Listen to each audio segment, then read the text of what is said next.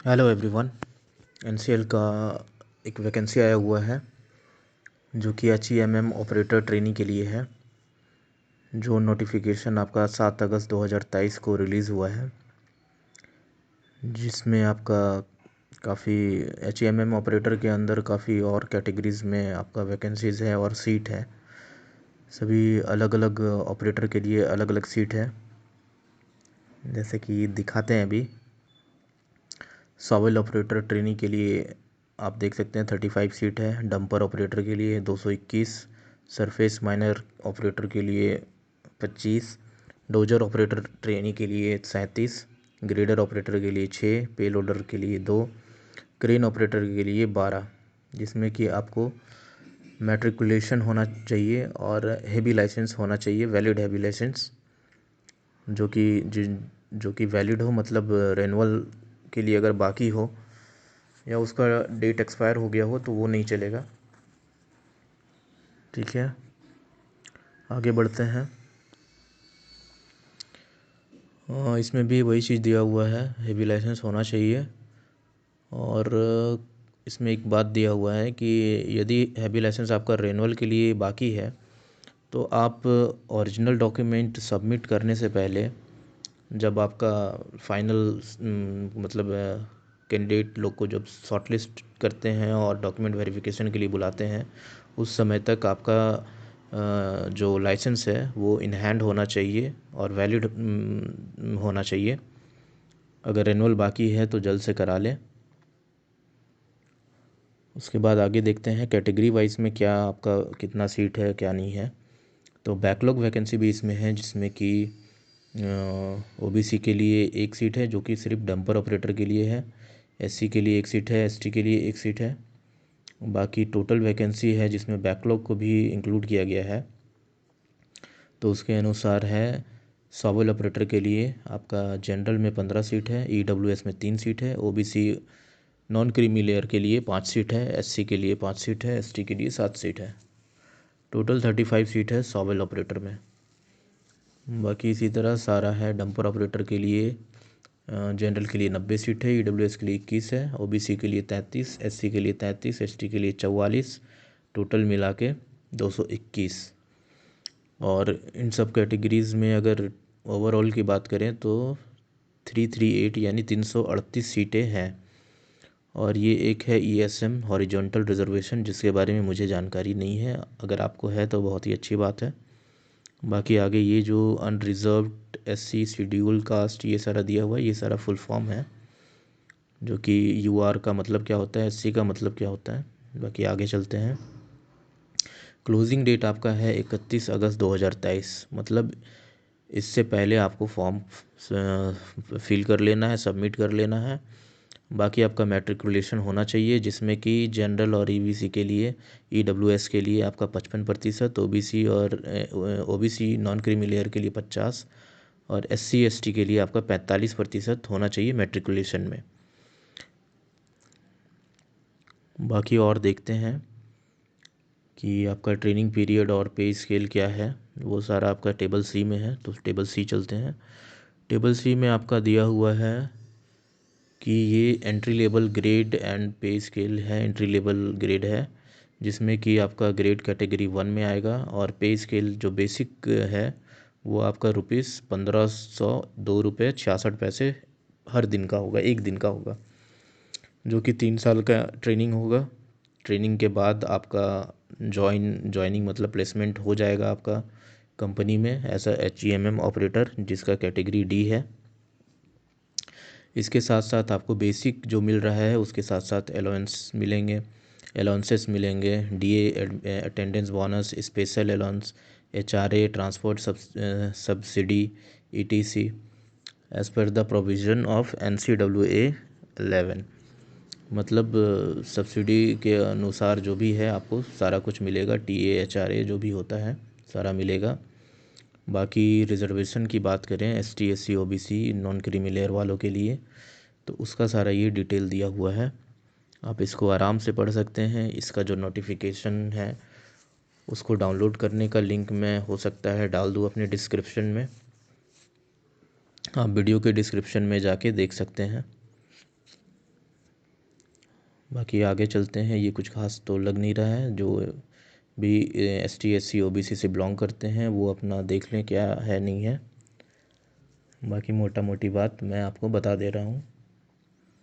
आगे चलते हैं। एज लिमिट क्या है? एज लिमिट आपका एज रिलैक्सेशन क्या है? एज लिमिट वैसे 18 से 30 है। एज रिलैक्सेशन जो है वो जनरल और EWS के लिए कोई नहीं है। SC ST के लिए 5 साल का है और OBC के लिए 30 साल का है। बाकी एक्स सर्विसमैन जो है उनके लिए ये कैटेगरीज़ में जो भी दिया हुआ है आप पढ़ लेंगे इसको। जो डिपार्टमेंटल है उनके लिए कोई ज़रूरी नहीं है कोई अपर एज लिमिट हो, वो कभी भी अप्लाई कर सकते हैं जॉब में रहते हुए। बाकी आगे चलते हैं। पेमेंट का क्या है, फ़ी का क्या है? तो जनरल वालों के लिए और OBC के लिए 1000 रुपये प्लस GST 180 रुपये, यानी टोटल 1180 रुपये का पेमेंट देना होगा।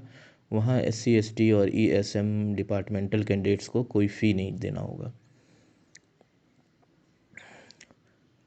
बाकी वही चीज़ लिखा हुआ है। एक बार फ़ी अगर पेड कर देते हैं तो वो रिफ़ंड नहीं होगा, ना एडजस्ट किया जाएगा उसको। और एग्ज़ाम के दौरान कुछ अनफेयर मीन्स के साथ कैलकुलेटर या इलेक्ट्रॉनिक गैजेट्स के साथ पाया जाता है या क्रिमिनल एक्टिविटी करते हुए पाया जाता है तो हो सकता है कि NCL में के एग्ज़ाम में आपको दोबारा बैठने को भी ना दिया जाए। यही सारी बातें लिखी हुई हैं, आप आराम से पढ़ सकते हैं। बाकी यहाँ सिलेक्शन प्रोसेस जो है आपका CBT एग्ज़ाम होगा। एग्ज़ाम में आपका क्वालिफाइंग मार्क्स लाने होंगे जो कि टेबल F में दिए हुए हैं कि कितने क्वालिफाइंग मार्क्स लाने हैं। बाकी यहाँ टेस्ट सिटीज़ भी है जहाँ पे आप टेस्ट देना चाहते हैं आप चूज़ कर सकते हैं। और मिनिमम क्वालिफाइंग क्या है नहीं है वो आपको टेबल F में मिलेगा। तो चलिए टेबल F में चलते हैं।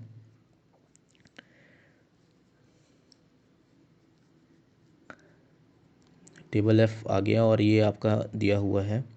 100 क्वेश्चन रहेंगे या 100 मार्क्स का क्वेश्चन रहेगा, जिसमें जनरल वालों के लिए 50 मार्क्स हैं। SC ST ESM OBC non creamy layer के लिए 40 मार्क्स लाने होंगे। बाकी रिज़ल्ट जो है वो आपका NCL के वेबसाइट में, ऑफिशियल वेबसाइट में आ जाएगा और मेरिट लिस्ट भी NCL के वेबसाइट में आ जाएगा। बाकी फिर से वही है, क्या क्या कैटेगरी में है। सॉवल ऑपरेटर है, डंपर ऑपरेटर है, सरफेस माइनर है, डोजर ऑपरेटर है, ग्रेडर ऑपरेटर है, पेलोडर है, क्रेन ऑपरेटर है। ये सारा कैटेगरीज फिर से दर्शाया जा रहा है। बाकी आगे चलते हैं और क्या ज़रूरी है जो कि जानना चाहिए हमें। आगे बढ़ते हैं। ये तो आपका जनरल इंस्ट्रक्शन ऑफ कैंडिडेट्स रहा है, ये आप पढ़ लेंगे। बाकी और क्या है, ये भी कुछ खास नहीं है। हाँ, ये रहा जो कि आपका स्कोर जो है हर कैंडिडेट के लिए कैसे कैलकुलेट किया जाएगा, उसका सारा इसमें डिटेल दिया हुआ है कि कैसे कैसे कैलकुलेट, मतलब जो मेरिट लिस्ट तैयार होगा वो किस बेस पे होगा और कैसे कैलकुलेट किया जाएगा। तो ये आपका कुछ फार्मूला दिया हुआ है और उन फार्मूलों का जो है फुल फॉर्म दिया हुआ है कि ये क्या है और क्या नहीं है। जैसे S1 है, ये YZA है, जो भी है देख लीजिएगा। और फाइनली यहाँ पे दिया हुआ है कि कैसे अप्लाई करना है। तो ये आपका NCL का ऑफिशियल वेबसाइट का लिंक दिया हुआ है, यहाँ पे आप जाके कर सकते हैं। और ये पेमेंट आपका नॉन रिफंडेबल होगा जो कि 1000 रुपये प्लस 180 GST होगा। ये सभी कुछ देख सकते हैं।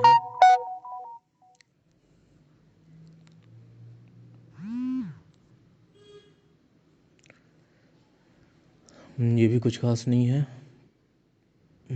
ये है इम्पोर्टेंट डेट्स जो कि 9 तारीख को फॉर्म फिलअप होना ऑनलाइन शुरू हो जाएगा 10 बजे से, सुबह 10 बजे से। और ये बंद हो जाएगा 31 अगस्त तक, रात के 12 बजे से पहले। बाकी एडमिट कार्ड कब डाउनलोड करना है ये ऑफिशियल वेबसाइट में आ जाएगा। कंप्यूटर बेस्ड यानी CBT कब से कब होगा ये भी ऑफिशियल वेबसाइट में आ जाएगा। रिज़ल्ट कब आएगा ये भी ऑफिशियल वेबसाइट में आएगा, जिसकी जानकारी अभी नहीं दी गई है। बाकी आगे बढ़ते हैं और क्या दिया हुआ है। हाँ, ये रहा आपका सिलेबस। इसी के अकॉर्डिंग आपका जो 100 मार्क्स का जो एग्ज़ाम होने वाला है वो इसी बेस्ड पे होगा। जैसे कि elementary knowledge of diesel engine, petrol engine, general awareness knowledge, basic mathematics aptitude, जो कि 10th स्टैंडर्ड के हिसाब से रहेगा सारा कुछ। 10th में आपने जो भी पढ़ा है उसी के अकॉर्डिंग सारा कुछ रहेगा। तो अच्छे से तैयारी कीजिए। सिलेबस के बारे में भी ब्रीफ में बनाएंगे वीडियो। अभी फ़िलहाल नोटिफिकेशन के बारे में जान लीजिए। आगे और क्या है देखते हैं। ये है फॉर्म जो कि ST SC और सिर्फ ST SC वालों के लिए ये फॉर्म है, बाकी OBC के लिए अलग फॉर्म होता है। तो ये जो भी डिटेल्स है आप इनको भर लें। उसके बाद इसमें स्टाम्प लगवाना पड़ता है। सिग्नेचर होगा उस ऑफिसर का, उसका डेजिग्नेशन होगा। जो भी कास्ट सर्टिफिकेट के बारे में जानते हैं उनको तो पता ही है। बाकी ये OBC के लिए है, जो कि बैकवर्ड क्लास से आते हैं उनके लिए है।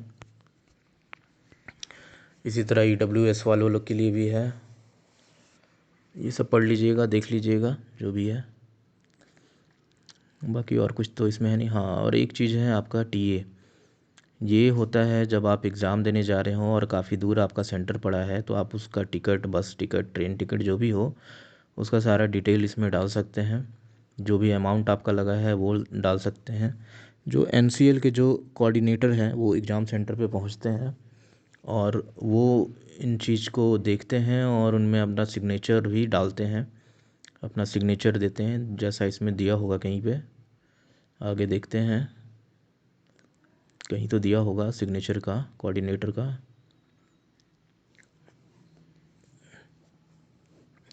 हाँ, ये देखिए NCL कोऑर्डिनेटर का सिग्नेचर यहाँ पे वो अपना करेंगे। ये ऑफिस यूज़ है।